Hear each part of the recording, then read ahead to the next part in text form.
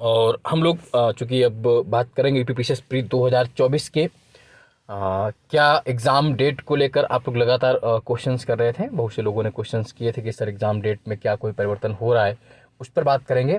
और पदों को लेकर, पोस्टों को लेकर मैंने जो सूचना दी थी उस पर भी कुछ लोगों का डाउट था कि सर वास्तव में क्लियर कर दीजिए क्या है और लास्ट टाइम की स्ट्रेटजी क्या हो, चूँकि आपको ये पता नहीं हो रहा है कि कब तक क्या। और चूँकि एक आरओ वाला मामला चल ही रहा है तो उस नैराश्य से उबरना भी अपने आप में एक दुरूह कार्य है।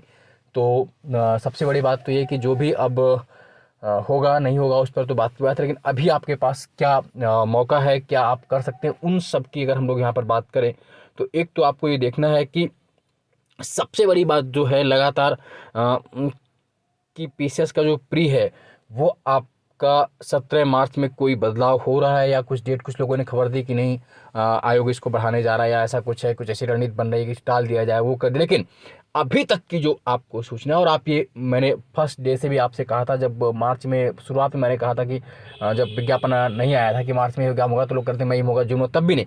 आपका एग्जाम 17 मार्च को ही हो रहा है, इस बात को आप मान के चले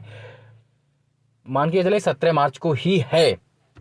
कोई ऐसी अपरिहार्य घटना ना घट जाए, नहीं बाकी आपका पेपर 17 मार्च पीसीएस प्री होने जा रहा है। इसमें कोई डाउट नहीं, कोई शक नहीं, कोई शुबा नहीं। और आयोग ने इसमें कोई बदलाव नहीं किया है। आप किसी के बहकावे या उसमें मत आए, आपका पेपर 17 मार्च को ही, 15 दिन मुश्किल से बचते हैं आपके पास। और इन 15 दिन में आपको भयंकर तरीके से जितना आपने पढ़ा उसी को रिवाइज करते जाना है। 15 दिन में आप ये मान के चलिए कि आपको लगभग 1/3 टाइम आपको करंट अफेयर्स को देना है।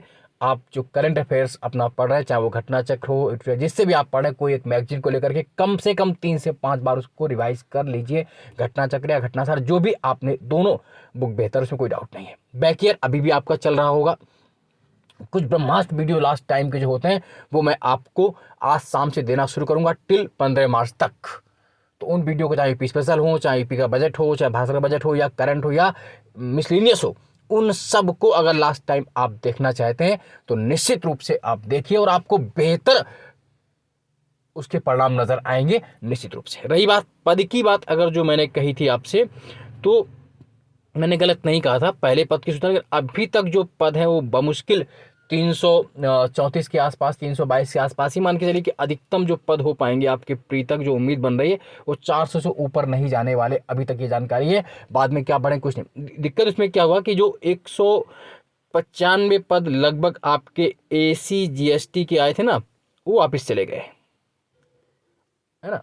असिस्टेंट कमिश्नर जो जीएसटी वाला पद होता है 5400 ग्रेड वाला, उसके पद वापस चले गए हैं तकनीकी कारणों। उसमें उनका विभागीय कारण, क्योंकि कुछ जो सीटीओ भर्ती भी थे उनका प्रमोशन होता है, और कुछ जो मनोरंजन का अधिकारी से भी सीटीओ ग्रुप में चले गए थे, तो उनका प्रमोशन की कुछ प्रॉब्लम है। उनको जल्दी प्रॉब्लम क्या, वो टेक्निकल मामला उनका है, क्योंकि मनोरंजन का अधिकारी वाले भी सीटीओ में समायोजित हो गए थे कुछ पद, तो वो अब प्रमोशन के लिए उसके कगार पर आ गए हैं। और कुछ इनका प्रमोशन लटका पड़ा हुआ, इसलिए कुछ मामला पेचीदा बनता दिख रहा है। और बहुत कम संभावना दिख रही है कि शायद ये पद इस बार ऐड हो पाए, अभी तक की जो स्थिति है।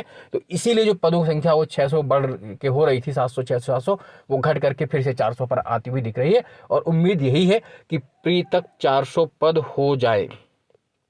अभी 400 नहीं है, अभी 400 नहीं, अभी तो लगभग 320 के आसपास ही पद मान के चलिए आप हैं। लेकिन उम्मीद ये करके चलिए कि जब तक आपका प्री का रिजल्ट आएगा तो आपके पास लगभग 400 पद रहेंगे। हाँ, कुछ लोगों का था कि सर सब रजिस्ट्रार के पद हैं या नहीं है, तो मैं बता दूं सब रजिस्ट्रार के पद हैं। इस बार ज़्यादा नहीं है लेकिन ठीक ठाक पद हैं, मतलब अगर आपका है तो आप उसमें करेंगे। सब रजिस्ट्रार के पद हैं।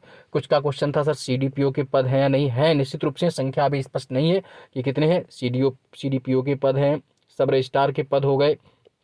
इसके अलावा भाई एसडीएम है, अभी डीवाईएसपी के बहुत कम पद हैं, बढ़ेंगे नहीं बढ़ेंगे। एनटी है आपका, है ना, बीडीओ आपका है, बीएसए है, एआरटीओ है आपका, है ना, ये सब पद हैं। लेकिन बहुत कम कम संख्या में पद हैं, बस ये आप मान के चलिए कि स्पेशल क्वालिफिकेशन वाले बहुत ज़्यादा पद इस बार नहीं है, जिससे आपको कुछ बेहतर उम्मीद मिलेगी। हाँ, डिप्टी जेलर है, डिप्टी जेलर है, deputy jailer non interview post है। जो उप जिला सॉरी, डिप्टी जेलर जो है आपका, वो आपका नॉन इंटरव्यू वाला पोस्ट है, उसका पद है। ईओ 1 वाला भी पद है आपका, है ना। और लेबर सबऑर्डिनेट वाला जो होता है, सहायक श्रम आयुक्त वाला, वो भी पद है इसमें। तो ये पद हैं, लेकिन अभी तक पद जो है लगभग 320 से लेकर 330 के आसपास ही हैं।